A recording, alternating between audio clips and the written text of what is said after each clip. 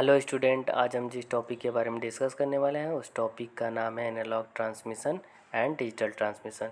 हम इन्हीं दोनों ट्रांसमिशन के बारे में पढ़ेंगे। यह कंप्यूटर साइंस सब्जेक्ट के चैप्टर नंबर 3 से लिया गया एक टॉपिक है जो कि बहुत ही इजी है।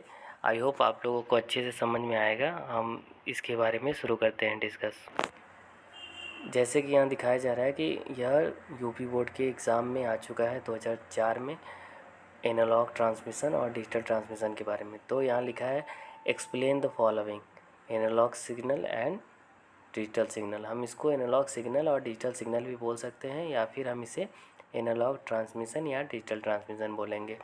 Answer: data is propagated from one point to another by means of electric signal which can be of two forms. इसमें बताया जा रहा है कि जब भी कोई डेटा हम सेंड करते हैं या अग्रेषित करते हैं या आगे बढ़ाते हैं एक पॉइंट से लेके दूसरे पॉइंट तक, तो उस डेटा को दो फॉर्म में डिवाइड किया गया, यानी वो डेटा दो फॉर्म से गुजरता है। जो इलेक्ट्रिक सिग्नल्स होते हैं वो दो फॉर्म में डिवाइड होते हैं। कौन कौन से, इसके बारे में हम देखेंगे। पहला है इसमें एनालॉग सिग्नल्स, दूसरा है डिजिटल सिग्नल्स।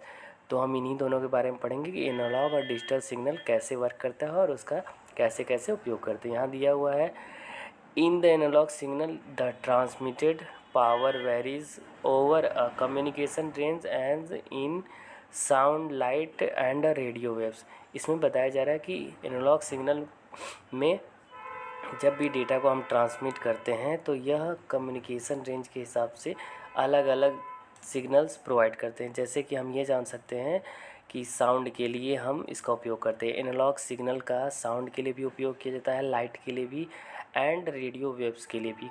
यानी एनालॉग सिग्नल सीक्वेंसली फ़्लो करता है। इसका मतलब ये हो गया कि यह ब्रेक नहीं होता है, यह सीक्वेंस में रहता है और यह फ़्लो करता जाता है, यह फ़्लो करता जाता है। ऐसे ही इसकी प्रक्रिया बढ़ती है, ये सीक्वेंस में आगे बढ़ता जाता है।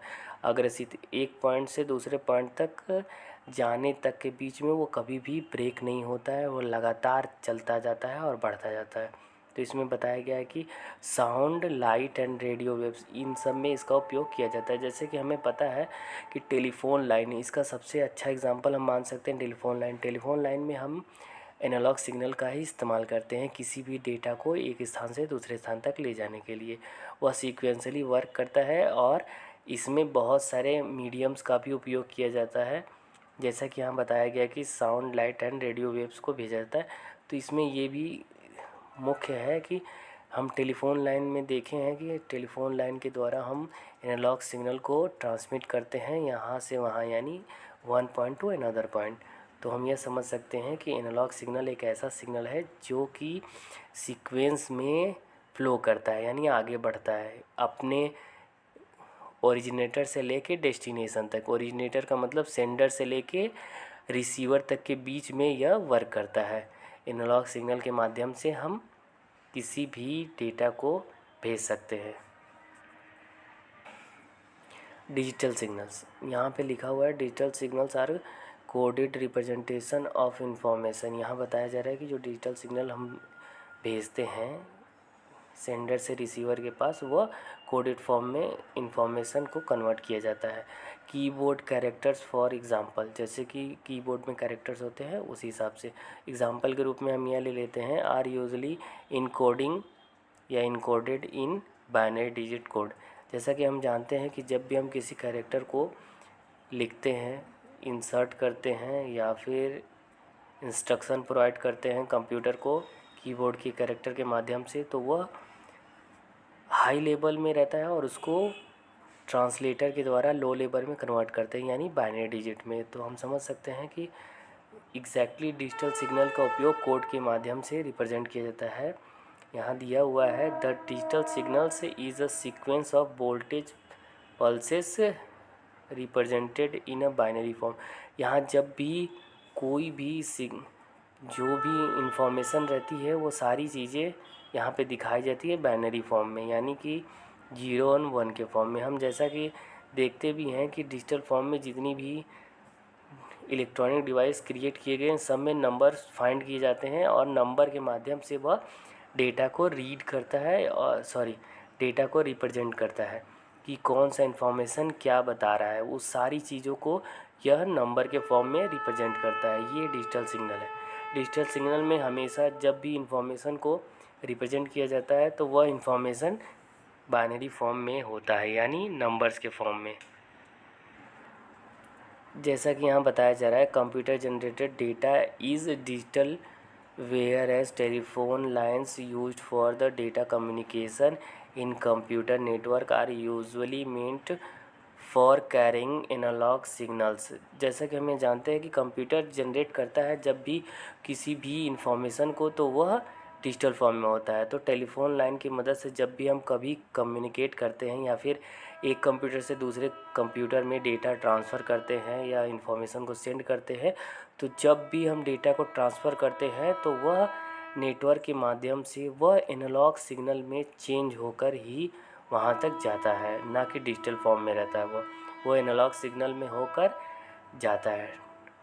When digital data are to be sent over an analog facilities, यहाँ जब भी डेटा को सेंड किया जा रहा है वह क्या करता है, एनालॉग फैसिलिटी के हिसाब से ही वर्क करता है।